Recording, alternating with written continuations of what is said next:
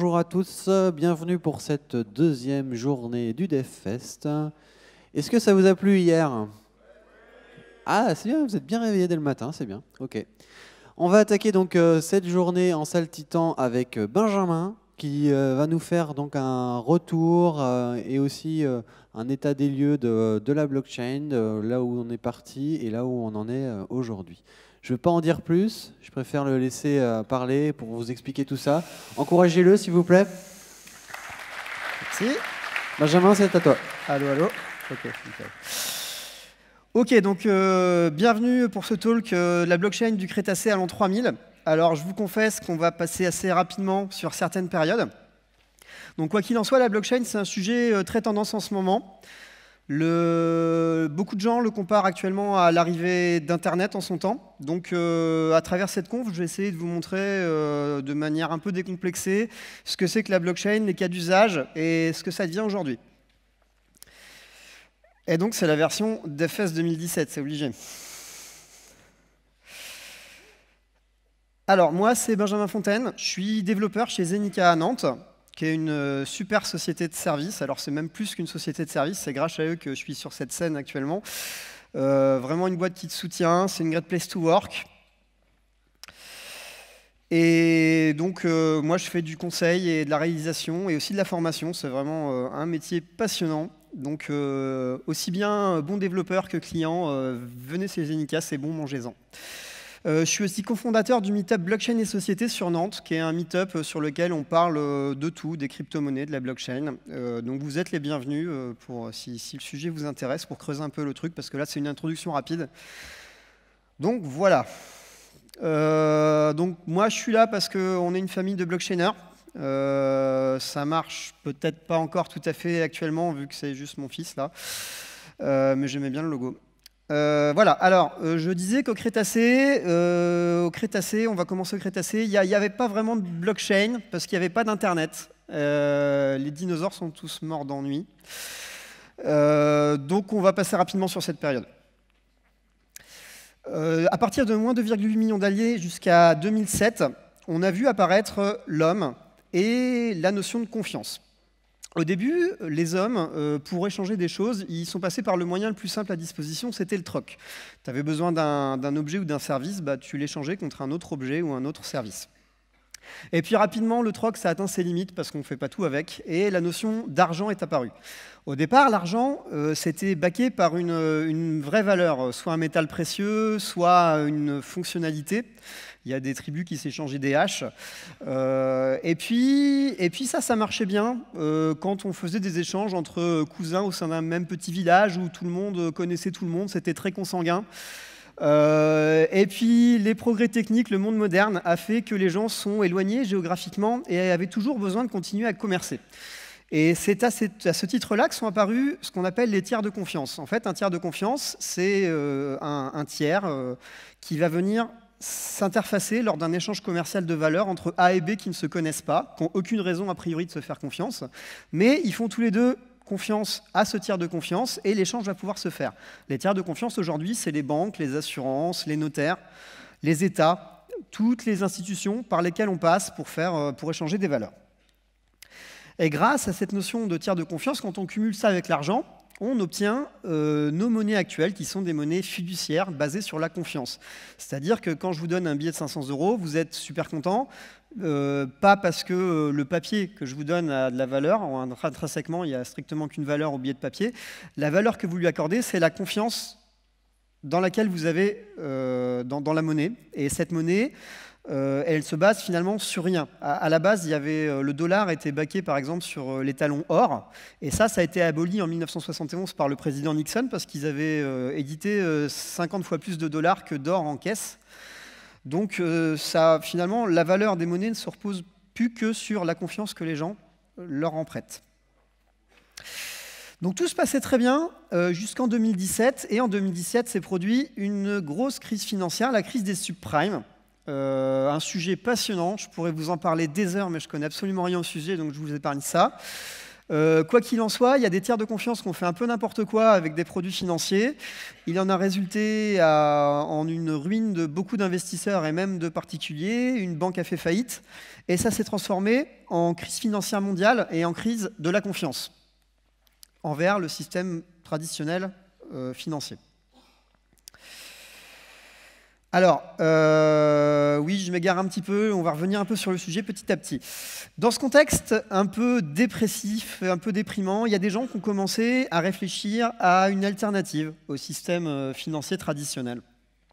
Et la première personne qui a réussi à sortir quelque chose qui s'appelle le Bitcoin, la première monnaie virtuelle, s'appelle Satoshi Nakamoto. Alors Satoshi Nakamoto, c'est un grand inconnu. C'est vraiment un mec qui est entouré d'anonymat. Ça peut être une personne, ça peut même être un groupe de personnes. On n'a franchement actuellement aucune idée de son identité.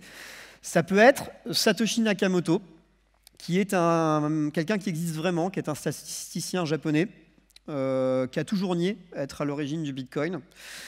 Ça pourrait aussi être Craig Wright, qui est un entrepreneur australien, qui a dit en 2015 « C'est moi Satoshi Nakamoto, j'en ai marre de l'anonymat, donc je vais prouver à tous les journalistes d'ici 2 mois que c'est moi qui ai créé le Bitcoin, et entre-temps, je vais poser un paquet de brevets pour essayer de verrouiller la technologie. » Et puis il s'est rétracté 2 mois plus tard parce que finalement, il voulait rester dans l'anonymat.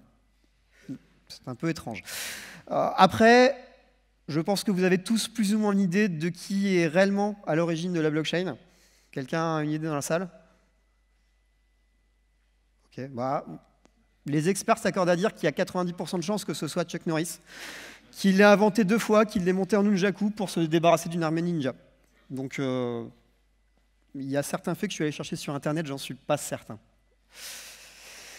Quoi qu'il en soit, Satoshi Nakamoto, en 2008, il a créé le Bitcoin.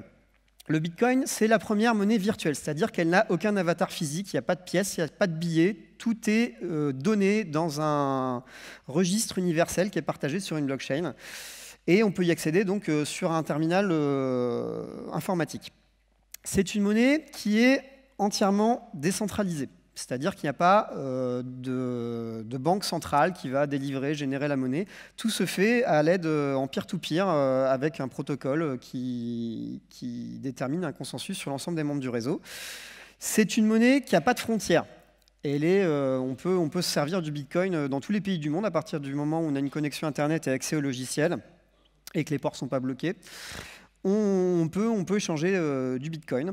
Et dernière chose, c'est entièrement anonyme. Alors, il y a des gens qui contestent un peu l'anonymité du Bitcoin. Effectivement, on peut tracer certaines transactions. Mais globalement, quand même, ça protège pas mal l'identité des utilisateurs. Donc, en 2008, la blockchain, le Bitcoin, c'était vraiment un truc de geek super cool, vraiment très technophile. Alors là, je vais partir un petit peu de la timeline que j'ai entamée pour vous parler, enfin, blockchain. Parce que je pense qu'il y en a déjà qui commencent à s'impatienter. La blockchain, c'est quoi? Donc, je tiens à être clair, je vais parler du Bitcoin et je vais refaire après une analogie sur le fonctionnement du Bitcoin. Mais enlevez-vous de la tête l'association entre Bitcoin et blockchain. C'est lié parce que la blockchain a été créée dans le cadre du Bitcoin, mais actuellement, il y a plus d'une centaine de blockchains et il y en a juste une en rapport avec le Bitcoin. Donc, c'est vraiment un concept très décorrélé. Par contre, c'est l'idée de génie vraiment de Satoshi Nakamoto qu'il a eu pour pouvoir implémenter cette première monnaie virtuelle. Parce que beaucoup de gens s'y étaient essayés avant lui et beaucoup de gens s'y étaient cassés les dents. Une monnaie virtuelle, c'est vraiment de la valeur monétaire et il faut que ce soit un protocole en béton pour que ça fonctionne. Et depuis 2009, le Bitcoin et la blockchain, ça n'a pas fait défaut. Donc, qu'est-ce que c'est que la blockchain? C'est une base de données peer-to-peer associée avec un protocole qui va permettre de créer un registre inviolable. Donc inviolable, c'est-à-dire que quand on insère des données dans cette base de données, l'intégralité des membres du réseau va s'assurer que personne ne peut tempérer avec ces données. Cette base de données est aussi transparente. C'est-à-dire que vous avez, quand vous utilisez la blockchain, en local, l'intégralité de la blockchain depuis son début, et vous allez pouvoir vous assurer de la véracité de chaque transaction, si vous avez envie et du temps à perdre, qui a eu lieu dans cette blockchain. Donc je vais faire quelques petites redites pour être un peu plus explicite. Donc d'abord on a la base de données, ça s'appelle le registre. C'est dans le cadre du Bitcoin, c'est une série de transactions monétaires, c'est-à-dire A va donner à B un Bitcoin, B va donner à C 3 Bitcoins, et ainsi de suite. L'ensemble des transactions par ordre de passage depuis le lancement de la blockchain, c'est-à-dire depuis 2009, quand vous avez une blockchain du Bitcoin en local, vous avez l'intégralité de toutes les transactions depuis 2009, ça pèse plutôt lourd. Cette base qui est des transactions pour le Bitcoin, en fait, peut être beaucoup d'autres choses dans le cadre d'autres technologies blockchain. C'est pour ça que j'appellerais ça une base de faits. Ça peut être la preuve de possession d'une maison, ça peut être un certificat sur un document, ça peut être du code. On peut stocker maintenant du code via les smart contracts sur la blockchain. Donc, quoi qu'il en soit, c'est des données qui, quand elles sont insérées dans la base, sont gravées dans le marbre et sont garanties par l'intégralité des membres du réseau. Donc ces données, je vous en ai parlé un petit peu déjà, elles sont réparties, donc c'est en mode peer-to-peer, c'est un peu comme un torrent. Tous les gens vont pouvoir communiquer entre eux et ils vont conserver l'intégralité du registre sur leur poste de travail. Et donc c'est distribué et consultable par tous. Tout le monde va pouvoir vérifier ce que fait tout le monde.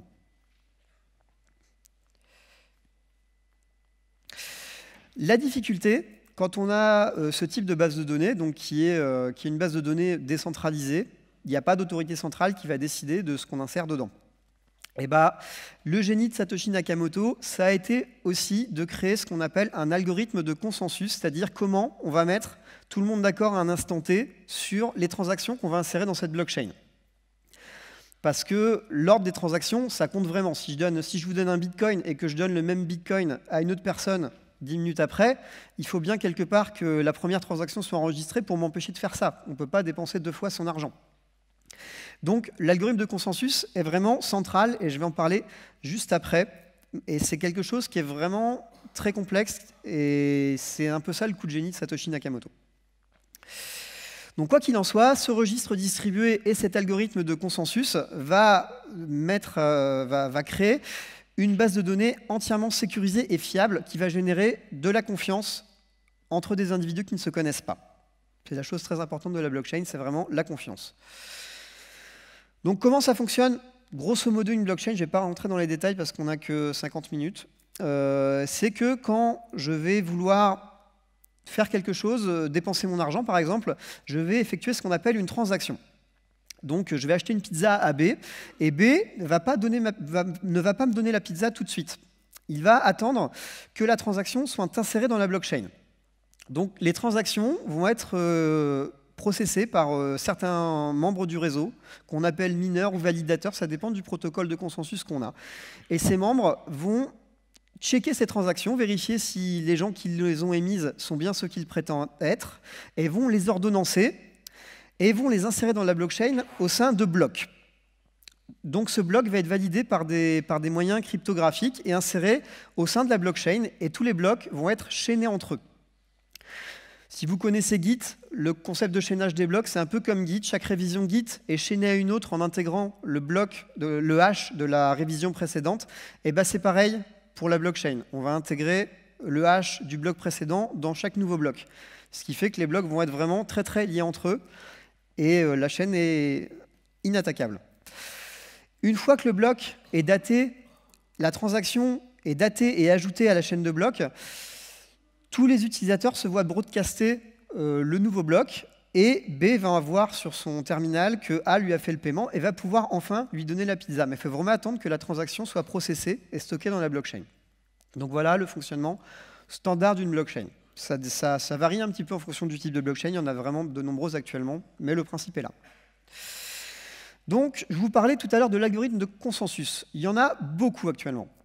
Moi je vais me concentrer sur les deux principaux, que sont la proof of work ou la preuve de travail. Déjà, la preuve de travail, c'est le premier algorithme de consensus qui a été créé historiquement, c'est celui du Bitcoin, donc une œuvre originale de Satoshi Nakamoto. Donc là, j'avais fait un petit jeu, je voulais que ça soit ludique. La preuve de travail, ça met en jeu des gens qu'on appelle les mineurs, super. Les mineurs sont chargés par le réseau de le sécuriser et sont rémunérés par le réseau pour ce travail de sécurisation. Ils fournissent vraiment de la puissance de calcul. Et donc chacun des mineurs va recevoir les transactions qui viennent d'être envoyées par les utilisateurs et vont créer leur propre bloc candidat. Ensuite, tous ces mineurs vont rentrer en compétition, les uns avec les autres, et seul un des mineurs va réussir, ça dépend de la blockchain, mais pour le Bitcoin, par exemple, toutes les 10 minutes, va réussir à créer un bloc et à vraiment résoudre un puzzle cryptographique. Donc là, il y a le puzzle et le cryptographique, qui est imposé par le protocole afin que les mineurs puissent insérer le bloc. C'est vraiment un problème compliqué. On va dire que ça prend plusieurs millions de milliards d'essais aux mineurs pour arriver à trouver la clé pour pouvoir pousser leur bloc. Et donc, parmi les centaines de milliers de mineurs qu'il existe, par exemple, sur le Bitcoin actuellement, il y en a un toutes les 10 minutes qui arrive à craquer ce problème. Donc, c'est vraiment de la force brute, la Proof of Work. Ça a des avantages. Ça a un très bon niveau de sécurité parce que c'est extrêmement coûteux comme mode de fonctionnement. Par contre, ça a pas mal d'inconvénients. C'est pas du tout écolo. Ça nécessite du hardware dédié. Donc les mineurs, c'est pas des personnes physiques, hein. C'est des machines. C'est des machines qu'on appelle généralement des ASIC, c'est des architectures dédiées qui vont faire des hashes parce que l'algorithme cryptographique se base sur du hash. Et ils vont faire du hash à l'appel. Et c'est vraiment des architectures dédiées qui peuvent être les plus efficientes dans ce type de travail. Et ça coûte cher à produire et ça coûte énormément d'énergie à faire fonctionner parce que c'est des serveurs qui tournent 24 heures sur 24. Et à titre d'exemple, l'année dernière, la blockchain du Bitcoin a consommé autant d'énergie à faire tourner ses mineurs que la consommation électrique 3 fois la consommation électrique de l'Irlande. Alors je ne sais pas si vous vous imaginez un peu la gabegie d'énergie, mais il y a des experts qui ont extrapolé que si on gardait le même mode de fonctionnement sur toutes les technologies blockchain qui naîtraient, et qu'on les appliquait sur tous les champs d'application possibles des blockchains, ça demanderait la consommation électrique de 5 fois les États-Unis. Ce qui n'est peut-être pas super d'un point de vue écologique. Donc en plus de ne pas être super écolo, de par le matos et le coût énergétique, c'est cher. Et le minage tend à se centraliser. Parce que le hardware pour les serveurs de minage et l'énergie coûte beaucoup moins cher en Chine qu'en France. Si vous voulez miner du Bitcoin chez vous dans votre salon, c'est vraiment pour jouer parce que ça ne va pas être vraiment très rentable. Donc voilà pour la Proof of Work. Alors il y a beaucoup de gens qui se sont très vite rendus compte que ce n'était pas un mode de fonctionnement pérenne. Et la solution de remplacement qui tend à se généraliser, alors il y en a vraiment pas mal de différentes, mais celle qui ressort, c'est la Proof of Stake ou la preuve d'enjeu. Donc ici, on dégage les mineurs, on les remplace par des validateurs qui sont des espèces de mineurs virtuels, sauf qu'ils ne dépensent pas d'énergie et ils ne font pas de calcul inutile. Ces mineurs, ces validateurs, ils vont juste déposer, quand on a une blockchain, on a une crypto-monnaie qui va avec. Et ils vont déposer une certaine somme de cette crypto-monnaie sous séquestre. Par exemple, on a 2000 tokens de blockchain, on met ces 2000 tokens à un endroit dans un smart contract spécifique, et ils deviennent des validateurs. Et ces validateurs seront ensuite choisis de manière déterministe par le protocole en fonction du nombre de tokens qu'ils ont mis sous séquestre. Par exemple, tu as mis 20% des tokens total sous séquestre du réseau, tu as 20% de chance de pouvoir valider les prochains blocs et gagner un peu d'argent sur les transactions qui vont être mises dedans. Une fois que tu as validé un bloc, tu te vois interdit de valider les blocs suivants parce qu'il ne faut pas toujours que ce soit les mêmes validateurs qui puissent gagner de l'argent. Alors les avantages de ce type de solution, c'est que c'est déjà jusqu'à 1000 fois moins énergivore que la Proof of Work, ce qui est quand même sympathique. Et que il y a moins de risque de centralisation parce qu'on n'a pas besoin d'énergie, on n'a pas besoin de hardware, on a juste besoin de monnaie virtuelle, la monnaie de la blockchain. Et ça, on peut l'acheter sur des plateformes d'échange et c'est grosso modo le même prix partout dans le monde. Donc, ça égalise un petit peu les chances. Les inconvénients, c'est que c'est plutôt nouveau comme solution et que ça introduit des tas de problèmes qui ne se posaient pas avec la Proof of Work, comme le Nothing at Stake, par exemple. Et donc, il y a beaucoup de gens qui planchent à résoudre tous ces nouveaux problèmes qui font que ça reste assez peu sécurisé pour l'instant et il y a encore pas mal de travail à faire. L'autre inconvénient, c'est que plus tu as d'argent initialement, plus tu peux mettre sous séquestre et plus tu as des chances de valider des blocs et de gagner de l'argent sur les prochains blocs. Donc, plus tu es riche, plus tu t'enrichis. Ce qui, finalement, c'est un peu le même principe si vous y réfléchissez sur une Proof of Work, sauf que c'est moins direct. mais plus tu as de serveurs, plus tu gagnes des bitcoins, plus tu peux racheter des serveurs. C'est juste un peu plus direct sur la proof of stake. On est dans un monde un peu capitaliste, faut s'y résoudre. Donc voilà pour l'explication un petit peu technique, j'ai essayé de faire soft. Alors voilà, je vous ai présenté cette base de données décentralisée qui introduit de la confiance, mais pourquoi tous les gens sont si intéressés tout d'un coup par la blockchain? Eh bien la blockchain, je vous ai parlé tout à l'heure des tiers de confiance qui s'interfaçaient lors de chaque transaction de valeur entre les différents parties. Et ces tiers de confiance, que sont les banques, les États, les notaires, les partenaires de paiement, avec une blockchain, on les dégage. On peut vraiment avoir un tiers de confiance entièrement décentralisé et automatisé. Donc les avantages de ça, c'est que déjà, c'est beaucoup plus rapide. Si vous voulez actuellement faire un virement en Afrique à un de vos potes, ça va mettre de 7 à 10 jours avant d'être traité et que votre copain voit arriver son argent, parce que ça va passer par différentes banques, différents protocoles. Il va peut-être y avoir des étapes de vérification manuelle entre deux. Avec une blockchain, si vous voulez lui envoyer du bitcoin, en 1 heure, votre pote en Afrique, il recevra ses bitcoins. Donc l'économie de temps est quand même très conséquente. Et ça, c'est dans la version actuelle du bitcoin. Il y a des choses qui sont actuellement en étude sur le bitcoin pour rendre les transactions vraiment instantanées. Autre avantage, c'est que c'est un système qui est incorruptible, parce que l'intégralité du réseau voit l'ensemble des transactions et va pouvoir les contrôler. Et en plus, les blocs sont chaînés entre eux, ce qui fait que si on essaie de changer les données d'un seul bloc, tout le monde va s'en rendre compte et ça ne passera pas. Alors que dans un système financier traditionnel, on sait que tout n'est pas forcément super éthique tout le temps. Dernier avantage, déjà, ça fait ce qui fait que c'est très adopté même par les banques, c'est que ça fait vraiment une réduction de coûts. Parce qu'on s'économise pas mal d'infrastructures, de frais de personnel pour gérer toutes ces transactions, parce que c'est automatisé tout simplement. Donc, c'est quelque chose qui a le vent en poupe. Alors, ça concerne surtout les banques, la blockchain. Enfin, ça concernait au départ les banques. C'était vraiment un projet qui était ciblé pour arriver en concurrence des banques et essayer de les détruire finalement. C'était le but premier de Satoshi Nakamoto. Donc pour ces banques, la blockchain, ça peut être un véritable tsunami et ça peut les ravager et rien laisser derrière lui.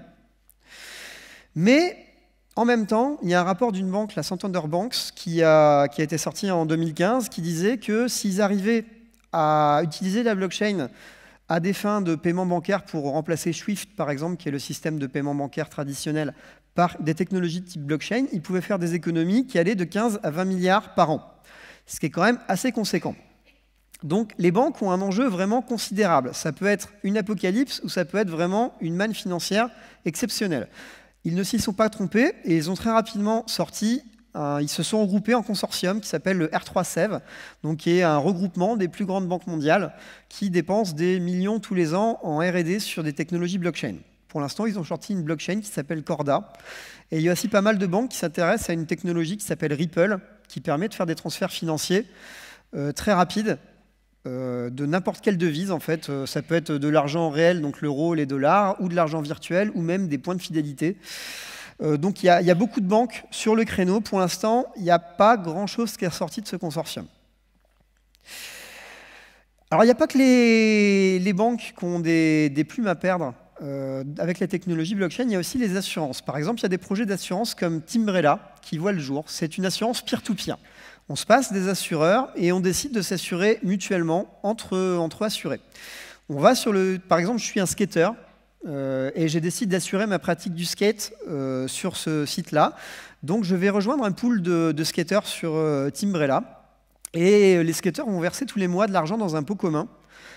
Et quand il y en a un qui se casse les dents sur le trottoir, l'intégralité des skateurs sur le réseau va pouvoir voter, décider combien, si on lui rembourse son sinistre et à quel montant. Donc c'est quelque chose d'entièrement participatif et basé sur la blockchain. Après, vous allez me dire, oui, mais les assureurs, ils ne font pas que ça. Ils font aussi, ils s'assurent de la véracité des sinistres. Ils s'assurent bien que le skateur s'est bien pété les dents sur le trottoir. Et ça, c'est des problématiques. Vraiment, la blockchain, c'est un domaine tout à fait nouveau. Et c'est des problématiques qui font que cette utilisation d'assurance mettra sûrement du temps à arriver. Mais beaucoup de gens planchent actuellement sur des moyens de faire de la vérification et de l'expertise en assurance sur les technologies blockchain. Même au point de vue démocratie, ça peut être utile. Il y a un site qui s'appelle Follow My Vote qui permettrait d'organiser des élections présidentielles à des coûts 10 fois inférieurs. Il n'y a pas besoin d'envoyer des bulletins à tout le monde, il n'y a pas besoin d'ouvrir des bureaux de vote. C'est un site internet sur lequel on va voter de manière anonyme, mais avec un vote qui reste cependant unique, et on peut suivre en temps réel les résultats de l'élection.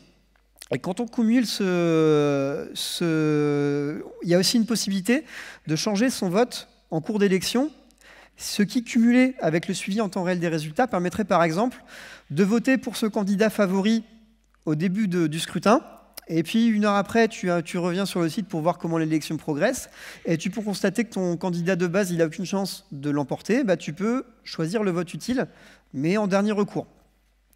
Donc voilà, toujours pareil, ce type de cas d'usage, ça a beaucoup d'avantages. Ça a aussi un inconvénient, c'est que si quelqu'un vient te planter un flingue sur la tête chez toi et te forcer à voter devant ton PC, bah, il n'y a pas la sécurité que garantit l'isoloir en fait, dans un bureau de vote traditionnel. Mais bon, ça m'étonnerait qu'on puisse déplacer des gens avec des flingues sur la tête de tous les électeurs dans un pays. Donc voilà pour la démocratie. Je ne parle pas d'énormément de cas d'utilisation. Il y a de la traçabilité de produits pharmaceutiques, il y a des actes notariés, il y a de la vente immobilière. Il y a des cas d'utilisation vraiment énormes. Je vais en parler un petit peu après, mais ça serait trop long en 50 minutes de tout détailler. Maintenant que je vous ai un peu endormi avec cet aspect technique et les cas d'usage, on va reprendre un peu le fil de l'histoire. On s'en était arrêté à 2008 où le Bitcoin venait d'être créé par Satoshi Nakamoto. Ça valait rien le Bitcoin en 2008, c'était vraiment des gens qui jouaient un peu avec. Et puis, le 22 mai 2010, il y a un geek qui s'est dit « j'ai faim, je suis prêt à payer 10 000 Bitcoins pour 2 pizzas ». Donc il y a un pizzaiolo qui lui a fait ces 2 pizzas, et ça a été la première transaction, échange de valeur en fait, sur autre chose que du Bitcoin, dans le cadre des crypto-monnaies. En 2011, le pizzaiolo commençait à être content parce que ces 2 pizzas valaient 10 000 $ parce que le Bitcoin a atteint la parité avec le dollar. Ça a marché plutôt bien, les gens avaient plutôt confiance en le Bitcoin et cette confiance a continué de grimper. Et puis, les gens se sont dit « ouais, le Bitcoin c'est sympa, moi j'aimerais bien me lancer et faire ma propre crypto-monnaie ». Donc il y a pas mal de gens qui ont forqué la blockchain du Bitcoin pour créer les premiers altcoins. Donc les altcoins, c'est des crypto-monnaies autres que le Bitcoin, grosso modo. Donc il y a eu le Namecoin qui fait pareil que le Bitcoin, on fait des échanges de valeurs avec, mais en plus, on peut réserver des noms de domaine sur cette monnaie-là.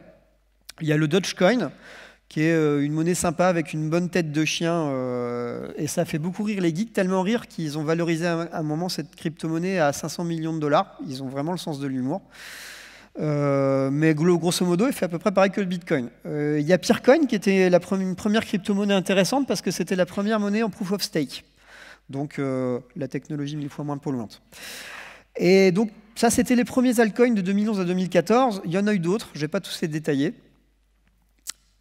Et arrive en 2014 la technologie qui a quand même pas mal boosté la blockchain, c'est Ethereum. En 2014, il y a un dev qui était originalement un développeur Bitcoin qui se galérait à créer de nouveaux cas d'usage sur la blockchain du Bitcoin parce que tu peux faire d'autres choses que du transfert de valeur sur Bitcoin, mais il faut aller manipuler des bits dans des endroits un peu improbables.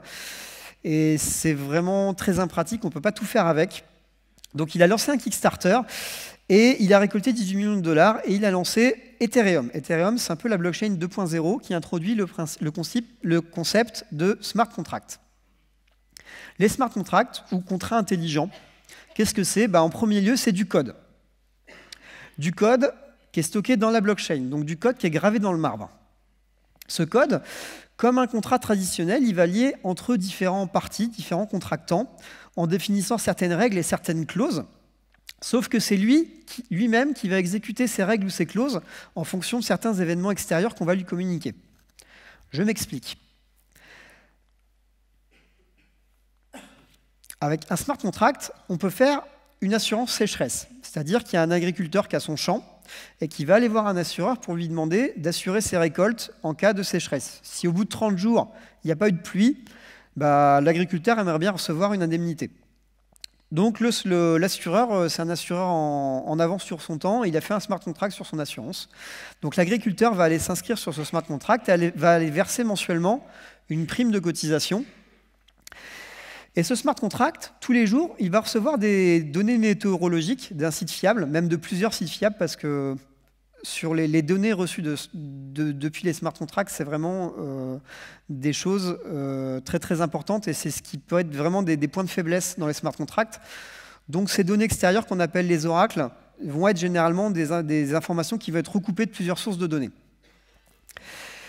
Donc ce smart contract va recevoir tous les jours des données météo, et si au bout de 30 jours, il n'a pas plu, automatiquement, sans que l'agriculteur ait besoin de faire une déclaration de sinistre ou l'assureur ait besoin de faire quoi que ce soit, l'argent prévu dans le contrat initialement va être débloqué et va être envoyé sur le compte de l'assuré. Et même si l'assureur est diabolique et essayait de revenir sur les conditions de son contrat, il ne pourrait pas parce que c'est gravé dans le marbre, c'est dans la blockchain. Et une fois que ça y est, ça respecte les règles définies par le développeur. Donc on ne touche pas à un smart contract. Donc le smart contract et un autre événement extérieur ont déclenché vraiment une accélération en 2015. Il faut avouer que jusqu'à 2015, ça restait quand même un truc de geek et de technophile. Et puis, il y a un article, un journal plutôt sérieux qui a pignon sur rue aux États-Unis qui s'appelle The Economist, à gros tirage, et vraiment qui s'adresse à des gens beaucoup moins technophiles, qui a fait sa couverture et un gros dossier sur la blockchain ou la machine de confiance et qui détaillait un petit peu les cas d'usage derrière le Bitcoin et la blockchain sous-jacente. Et c'est à partir de là que les gens ont commencé à faire la distinction blockchain-Bitcoin, qui se sont rendus compte qu'on pouvait faire beaucoup plus de choses que ça avec la blockchain. Et il y a des gens beaucoup plus sérieux que les geeks qui se sont mis à s'intéresser à l'histoire. Là, c'est un petit graphe sur Google Trends qui va de 2012 à aujourd'hui, où on voit, donc c'est le mot-clé de recherche blockchain sur les navigateurs Google. Donc on voit que c'est une jolie courbe exponentielle et que ça n'a pas fini de s'arrêter. Donc on voit que ça suscite vraiment beaucoup d'intérêt. Et l'avantage de ça, en plus de l'arrivée de ces gens en costard qui ont beaucoup d'argent à investir, c'est que quand tu as une idée dans le domaine de la blockchain, tu peux très facilement la financer via ce qu'on appelle une ICO. Qu'est-ce que c'est qu'une ICO? C'est une Initial Coin Offering. C'est le Kickstarter des projets blockchain. Je ne sais pas si vous connaissez le concept d'IPO, qui sont l'introduction d'une société traditionnelle en bourse, où tu vas vendre des actions sur ta société et tu vas donner un pouvoir aux actionnaires en fonction du nombre de parts qu'ils détiennent sur ta société. Une ICO, c'est un peu pareil. Tu as la levée d'argent, sauf que tu n'as pas le côté je donne du pouvoir décisionnaire aux actionnaires sur ma technologie. Les devs disent juste, moi j'ai une super idée de blockchain, je vais créer ma propre blockchain avec ma propre crypto-monnaie, ça va rapporter du pognon, si vous êtes avec moi, donnez de l'argent et je m'engage à vous donner un certain nombre de ma nouvelle crypto-monnaie. Pour un Ether, par exemple, je vais vous donner 1000 tokens de ma nouvelle crypto-monnaie. Et voilà, c'est tout. Vous n'avez pas plus de pouvoir décisionnaire que ça sur ce que j'ai envie de faire sur ma blockchain. Donc c'est quand même plutôt sympa pour les devs. Et quand tu as une idée sympa, tu rédiges un petit article universitaire qui explique ce que tu veux faire. Tu montes un joli site web avec plein d'images qui bougent partout. Tu vas voir des gens déjà un peu établis sur le domaine de la blockchain, prêts à dire « cette technologie, c'est super cool, il faut que vous achetiez ». Et tu te ramasses un joli pactole très, très rapidement. Les ICO, c'est vraiment la folie. À titre d'exemple, donc la première ICO, c'était Mastercoin en 2013. Et ils ont levé 5000 bitcoins, donc à l'époque, c'était l'équivalent de 100 kilo-euros, en un mois. Ethereum a fait plus fort en 2014 et a levé 18 millions d'euros en 3 semaines. Il y a The DAO qui a levé 150 millions d'euros en un mois en 2016, la plus grosse ICO de l'histoire, et s'est crashé quelques mois plus tard. Donc toutes les ICO ne marchent pas, il faut faire vraiment attention sur ce domaine-là parce que le smart contract avait un bug. Et les bugs dans un contrat qui est gravé dans le marbre, c'est super gênant. En 2017, il y a une blockchain chinoise qui s'appelle Quantum qui a levé 15 millions en 3 jours. On voit qu'il y a quand même une petite accélération. Ça a atteint l'apogée avec Basic Attention Token, qui est un projet des mecs qui sont derrière Mozilla, qui veulent lancer un navigateur Brave, qui va rémunérer les utilisateurs en fonction des publicités qu'ils regardent sur son navigateur. Eh bien, Basic Attention Token, c'est la crypto-monnaie qui servirait à rémunérer les utilisateurs. Eh bien, il s'en est vendu pour 36 millions en 26 secondes. Je ne sais pas si vous imaginez la ruée sur ce token que ça a été, mais c'est quelque chose de considérable. Le dernier exemple en date de cette folie, c'est en août 2017, un projet qui s'appelle Filecoin, qui sert à faire du stockage de fichiers décentralisés, qui a levé 200 millions en 1 heure. Alors, je ne sais pas si vous avez dans la tête un petit peu la courbe exponentielle des sommes et de la rapidité de levée d'argent, mais c'est quelque chose qui ne s'est jamais vu dans le monde des affaires, ce concept des ICO. Pourquoi les gens investissent autant dans les ICO? C'est que Ethereum, par exemple, il a fait plus de fois 1000 depuis son ICO. Quantum, il a fait fois 50. Basic Attention Token, il a fait que fois 3, mais il n'est pas encore sorti. En fait, il y a un retour sur investissement qui est aussi du jamais vu dans l'histoire de l'investissement. Alors, l'avantage de ce mode de fonctionnement de ces ICO, c'est que l'écosystème blockchain, il est super fourmillant. Il y a vraiment énormément de projets qui peuvent voir le jour parce que c'est assez facile d'avoir un financement. Même si tu as un projet un peu boiteux, du moment que tu as les bons mots-clés dans ton white paper, tu arrives quand même à lever un peu de sous. Et du coup, il y a beaucoup de technologies blockchain qui existent actuellement. Elles peuvent se diviser en 3 types. Il y a les blockchains de type public, comme Bitcoin, Ethereum, et des dizaines d'autres, qui sont ouvertes à tous. Tout le monde peut les utiliser, tout le monde peut miner, tout le monde peut voir les transactions de tout le monde. C'est vraiment la blockchain telle que Satoshi Nakamoto l'avait prévu au départ. Et puis, finalement, ces blockchains publiques, les entreprises, les banques, ça leur fait un peu peur, parce que finalement, elles n'ont pas envie que leurs données se retrouvent publiques, vérifiables par tout le monde, parce qu'on sait qu'il y a quand même quelques trucs à cacher des fois. Et sont nées, au fil du temps, différentes blockchains qu'on appelle de consortiums, comme Corda, Ripple, Hyperledger, Quantum, qui sont des blockchains où on retrouve un peu de centralisation, dans le sens où il y a une entité qui va décider de qui peut miner, qui peut consulter les données, qui peut participer à la blockchain. Donc c'est une blockchain qui commence à être un peu plus verrouillée. Et au côté opposé du spectre, il y a la blockchain privée, Monax, Ceris, Multichain, qui sont des blockchains qui sont des solutions d'entreprise. La blockchain reste au sein d'une entreprise. Et on peut imaginer une grande entreprise où il y a différents services qui ne se font pas du tout confiance. Et on peut utiliser ce type de technologie pour les faire communiquer entre eux et les forcer à établir de la confiance par ce biais-là, à voir comment fonctionne, si les blockchains privées prendront. Mais ça intéresse beaucoup de monde en entreprise. Donc un écosystème vraiment très riche. Aujourd'hui, comme je vous le disais avec les ICO, c'est une véritable ruée vers l'or. Les gens qui ont raté le Bitcoin, eh bien, ils s'en mordent les doigts et ils se rattrapent maintenant. À titre d'exemple, le 19 octobre dernier, donc c'était à date d'hier, les slides, désolé, je n'ai pas été réveillé suffisamment tôt ce matin pour vous faire un truc plus récent. Le 19 octobre dernier, la valorisation totale du marché s'est élevée à peu près à 12 milliards. Aujourd'hui, on en est à 70, donc fois 13 ou 14. Donc en gros, vous achetiez à peu près n'importe quelle crypto-monnaie l'année dernière, vous aviez un retour de fois 17, ce qui est plutôt sympa. Et avec des volumes, le petit truc là c'est des volumes quotidiens échangés de 4 milliards. Ça veut dire qu'il y a 4 milliards d'argent réel qui est échangé tous les jours sur les crypto-monnaies. C'est quelque chose d'assez énorme. La conséquence de ça, c'est qu'on a une explosion aussi de toutes les crypto-monnaies. Il y en a de plus de 1175 actuellement, et il y en a 100 ou 200 qui voient le jour tous les mois. Et ils font beaucoup de choses, ces crypto-monnaies. Ici, c'est le Bitcoin, donc la mère de toutes les crypto-monnaies. Là, c'est l'Ether d'Ethereum, qui propose des smart contracts. Là, c'est Ripple, donc, qui va permettre aux banques de faire du transfert financier à moindre coût. Là, c'est Monero, c'est le Bitcoin des dealers. Ça permet de faire des transactions entièrement privées, est sécurisé, ça brouille vraiment toutes les pistes et c'est impossible de retrouver des gens sur Monero. Ça, c'est NEM, c'est une crypto-monnaie japonaise qui introduit un concept de réputation lors des échanges et qui se veut un peu plus responsable éthiquement. Donc ça, c'en est 5 parmi 1175. Chacune de ces 1175 vend ses propres spécificités. Il y en a qui sont des blockchains dédiés à la santé, il y en a qui sont des blockchains dédiés à la traçabilité de produits, il y en a qui sont des blockchains dédiés à la gestion des DRM. Il y a vraiment un champ d'application et des crypto-monnaies qui est gigantesque. Aujourd'hui, le pizzaiolo, il est super content. Il possède 57 millions d'euros à partir de ces 2 pizzas.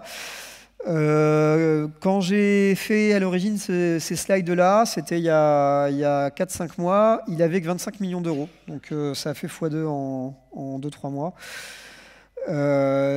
Pour vous dire que c'est vraiment la folie au niveau de la valorisation de ces crypto-monnaies.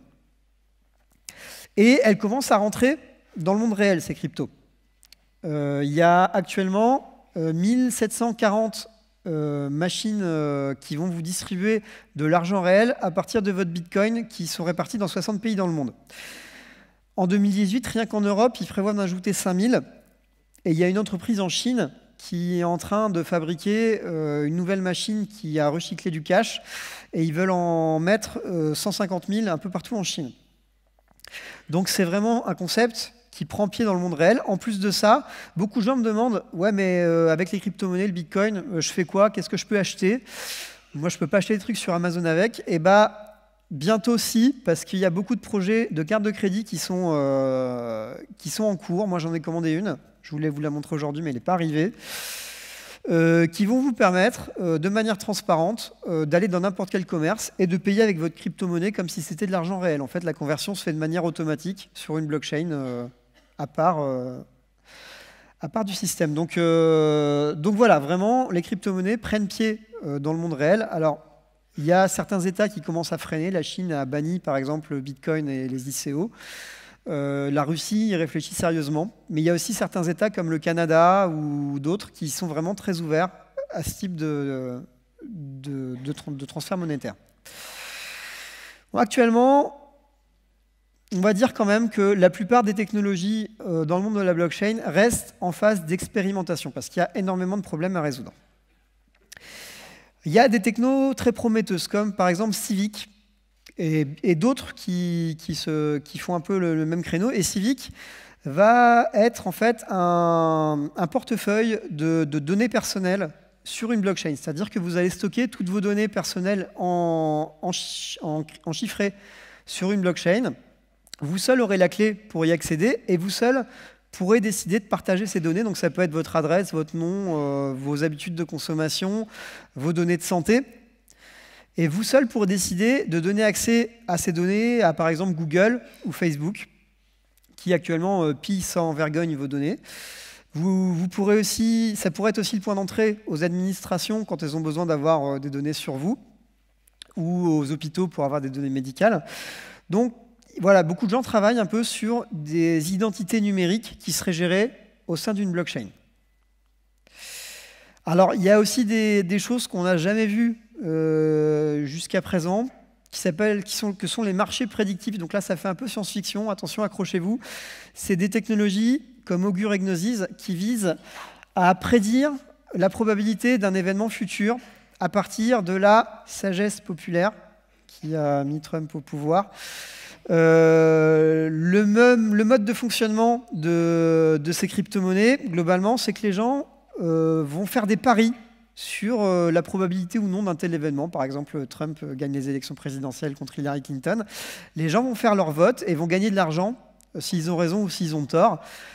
Et va se cumuler à ça un concept de réputation des parieurs, en fait, qui va pondérer leurs paris en fonction de leur réussite passée. Si quelqu'un a tout le temps tort, son pari va compter moins que quelqu'un qui a tout le temps raison. Et ce genre de technologie, donc basée sur les blockchains, espère arriver avec un certain nombre de votants, vu qu'il y a de l'argent en jeu, à avoir des informations assez fiables sur la possibilité ou non que certains événements se produisent. Reste à voir si le futur leur donnera raison. Alors, il y a beaucoup de choses en POC, mais il y a quand même des choses qui tournent actuellement sur la blockchain. Il y a tout ce qui est file system partagé, du coup des gens qui vont permettre de... Vous avez un peu d'espace disque disponible sur votre PC. Vous allez installer un petit logiciel, donc il y a Storj, il y a Siacoin, il y a Filecoin, qui font tous un peu la même chose, qui est du stockage de fichiers décentralisé. Et en fait, votre fichier va être shardé, donc divisé en plusieurs morceaux. Chacun va être chiffré et envoyé sur différentes machines de gens qui ouvrent leur espace disque disponible. Et ça va vous permettre de stocker des fichiers comme sur le cloud, sauf que c'est basé sur une technologie blockchain. Il y a Storj qui a fait un gros coup d'éclat dernièrement parce qu'ils ont réussi à intégrer leur protocole à FileZilla. Donc actuellement, vous avez la dernière version de FileZilla. Vous pouvez choisir le protocole Storj pour aller stocker vos fichiers au lieu du SFTP standard. Il y a des réseaux sociaux comme Steemit. Alors Steemit, c'est une plateforme de médias social qui va rémunérer ses contributeurs, les gens qui écrivent des articles ou qui font des vidéos, en fonction de la popularité du contenu qu'ils ont soumis. C'est-à-dire que vous faites un article qui attire 100 000 lecteurs et qui apprécient tous l'article, et Steemit va vous reverser de la crypto-monnaie qui s'appelle le Steem, et vous allez gagner de l'argent directement sur vos contenus. Ça, c'est quelque chose qui risque de prendre beaucoup d'ampleur. Il y a déjà 5 ou 6 concurrents dans le domaine des crypto-monnaies. Et alors Facebook, YouTube, etc. Font un petit peu la même chose de temps en temps, mais avec un mode de fonctionnement un petit peu différé. C'est du sponsoring, des choses comme ça. Là, c'est vraiment, tu as un contenu qui plaît. Déjà, il n'est pas censuré parce que c'est quelque chose d'entièrement décentralisé. Et en plus, tu reçois directement ton argent. En plus, l'interface de Steemit, je vous conseille d'aller voir. C'est très sympa et on se croirait sur n'importe quel autre site mainstream. Alors, c'est bien joli tout ça, je vous ai parlé de la blockchain comme un Eldorado, comme quelque chose qui répond à énormément de besoins, mais il faut savoir que tout n'est pas rose dans le domaine de la blockchain et qu'ils ont encore énormément de problèmes à résoudre. En premier lieu, la scalabilité. La scalabilité, c'est terrible sur le Bitcoin et Ethereum. Ethereum, je crois que la blockchain il fait 500 gigas à l'heure actuelle, donc si vous voulez lancer un nœud Ethereum chez vous, il faut que vous ayez un gros disque dur dédié. Il y a aussi, sur le Bitcoin, on peut passer que 7 transactions à la seconde. Quand on compare aux 7000 transactions des systèmes de paiement par carte, par exemple, on se rend compte qu'on a quand même un certain gap, un certain fossé à franchir. Alors tout ça, c'est des problèmes sur lesquels des gens travaillent. La scalabilité, il prévoit de sharder un peu les bases de données, le registre de la blockchain, et de faire des points de sauvegarde pour rendre ça plus compact. Au niveau temps de traitement de transaction, il y a des choses comme le Lightning Network ou le projet Raiden qui vont permettre de faire des temps de transaction instantanés via des canaux de paiement. Donc tout ça, c'est des produits qui sont en cours de développement. Mais actuellement, on est un peu loin du compte. Il y a des problèmes de sécurisation de clés privées. Je ne vous ai pas expliqué, mais vous avez un concept de clé privée, clé publique, que vous retrouvez un peu dans toutes les technologies de chiffrement. Et votre clé privée, en fait, votre clé publique, c'est votre identité sur la blockchain, ça garantit votre anonymat. C'est une suite de chiffres et de lettres qui n'a aucun sens. Et votre clé privée, vous la gardez chez vous bien au chaud, parce que si quelqu'un vous la vole ou si vous la perdez, vous avez votre argent sur la blockchain, il n'est pas stocké quelque part sur un portefeuille ou autre, il est stocké au sein du registre et seule votre clé privée vous permet d'y accéder. Si vous la faites voler, vous avez vos yeux pour pleurer, on vous vide votre compte et vous ne pouvez rien faire. Aucun service après-vente. Ça, c'est quelque chose qui risque de freiner un petit peu l'utilisation pour le grand public. Et donc il faut dupliquer ces clés privées, il faut les sécuriser, c'est compliqué. Il y a des gros problèmes de gouvernance aussi. Le Bitcoin a des problèmes de scalabilité énormes. Il y avait 200 000 transactions en attente l'été dernier sur la blockchain du Bitcoin. Ils savaient depuis 2 ans qu'il y avait des problèmes de scalabilité. Depuis 2 ans, ils avaient des solutions techniques à appliquer à ces problèmes de scalabilité. Sauf qu'on est dans une technologie blockchain, c'est tout nouveau. Et comment ça fonctionne pour mettre à jour le logiciel de la blockchain du Bitcoin? Il faut que tous les mineurs changent leur logiciel et se mettent d'accord pour le faire.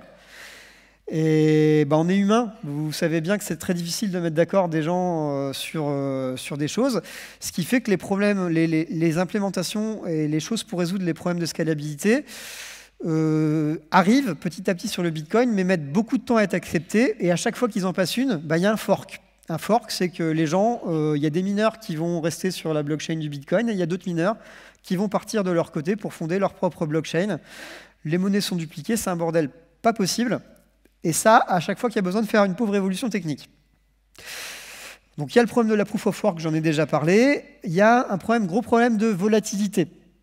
Oups, voilà. La volatilité, en fait, si on veut utiliser les crypto-monnaies dans des cas d'usage business, vendre des choses avec, l'utiliser sur Amazon, etc., il va falloir résoudre ce problème du fait que le Bitcoin il a fait x10 dans l'année. Parce que maintenant, les gens, quand ils ont du Bitcoin, généralement, ils ont tendance à le garder. Parce qu'ils se disent, si j'achète un objet aujourd'hui, l'année prochaine, je m'en mordrai les doigts, j'aurais pu en acheter 10. Et c'est pas super liquide, en fait, ces crypto-monnaies. Autre gros problème, la légalité. Actuellement, si vous voulez vendre votre maison via un smart contract qui atteste du fait que vous l'avez vendu et qu'il y a un problème, allez prouver à un juge que votre smart contract il a une valeur légale. Vous allez avoir des difficultés parce qu'il n'y a aucun cadre juridique à part sur quelques petits échanges bancaires de mini-bons. Je ne sais pas du tout ce que c'est, mais c'est vraiment très très light et ça va mettre un peu de temps à arriver. Donc actuellement, on ne peut pas vraiment faire de cas qui ont une valeur légale. Et le dernier problème à surmonter, c'est l'adoption des utilisateurs. Moi, j'ai essayé d'expliquer la blockchain à ma mère et de lui faire installer un portefeuille. C'est quand même quelque chose de plutôt compliqué, de plutôt technique. Il ne faut pas avoir peur de l'informatique. Tout ça se résume un peu en un mot, la confiance. La blockchain, c'est une technologie qui va permettre de mettre en place de la confiance là où il n'y en a pas. Mais pour sa survie, elle a besoin aussi de s'attirer la confiance d'un plus large public. Actuellement, ça a l'air de lui réussir parce que, comme vous avez pu le voir, c'est vraiment en plein boom. Et sur les échanges de Bitcoin, il y a 800 000 nouvelles personnes qui viennent s'inscrire tous les mois. Donc, ça commence à se démocratiser. Mais il suffit d'un seul gros problème, une seule grosse crise de la confiance pour que tout cet écosystème des crypto-monnaies, qui actuellement, on peut le dire quand même, dans une espèce de bulle, s'effondre et soit vraiment très, très difficile à gérer. Donc cette notion de confiance va être très, très importante dans les années à venir. Et les développeurs, leur rôle, ça va être justement de démocratiser et de donner confiance en ce système aux utilisateurs, par exemple en s'assurant de sécuriser pour eux les clés privées avec des manières, vraiment, avec un SAV, en fait, permettre aux utilisateurs qui ont oublié leur mot de passe de récupérer leurs clés quand même. C'est des choses comme ça qui sont indispensables pour que la blockchain prenne vraiment de l'ampleur. Donc dans les années à venir, la blockchain, ça va révolutionner de manière invisible énormément de domaines de notre vie courante. Les banques, avec les transactions financières, et peut-être même qu'il y a certaines blockchains qui visent vraiment à remplacer toutes les fonctionnalités d'une banque, c'est-à-dire même faire des prêts sur des technologies blockchain. Les assurances, on a vu ça avec les assurances peer-to-peer. On pourrait aussi imaginer des cas d'assurance à la minute, c'est-à-dire qu'avec une blockchain, on n'a pas besoin de paperasse. Et on pourrait se dire, je vais être assuré sur mon trajet vélo, donc je monte sur mon vélo, je scanne une petite puce RFID, et ça déclenche un smart contract d'assurance qui va durer le temps de mon trajet vélo et qui va se résilier automatiquement une fois que je rescanne ma puce à mon arrivée. Et ça peut être des assurances à la minute ou à l'heure, qui sont actuellement très compliquées à faire parce qu'il y a tout un ensemble de paperasse à faire pour souscrire à une assurance. Ça pourrait être entièrement automatisé à l'avenir. En termes de démocratie, alors j'ai parlé de système de vote, on pourrait aller plus loin, soyons fous, et on pourrait dire, tiens, si on décidait de gérer les mandats de nos élus via des smart contracts, c'est-à-dire que leurs promesses électorales, on va les coder dans une blockchain, et à la fin de leur contrat, les électeurs pourront décider si oui ou non ils ont mérité leur salaire. Et ça marcherait très bien. Ça m'étonnerait que ça passe vraiment à l'Assemblée nationale, ce genre de projet, mais on pourrait imaginer des cas d'usage comme ça. Alors, il y a aussi ce qu'on appelle les DAO, ou Decentralized Autonomous Organization, qui voit le jour actuellement. C'est un ensemble de smart contracts qui vont interagir entre eux pour simuler le fonctionnement d'une vraie entreprise et qui vont avoir le pouvoir d'embaucher ou de licencier des gens sur un ensemble de règles complètement gravées dans le marbre, comme un smart contract. Et ça pourrait être, en gros, des frameworks de bootstrap. Quand vous voulez monter une entreprise, vous pourriez passer par une DAO qui va vous automatiser votre comptabilité ou que sais-je, vos ressources humaines. Donc c'est des domaines qui sont en pleine exploration.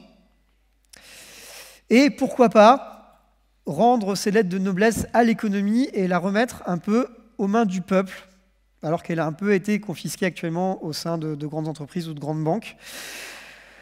Moi, c'est l'espoir que j'ai pour la technologie blockchain, et j'espère que beaucoup de devs vont se mettre un petit peu sur ces technologies pour arriver à ce que le monde rêvé de Satoshi Nakamoto voit le jour, c'est-à-dire une économie beaucoup plus ouverte et transparente.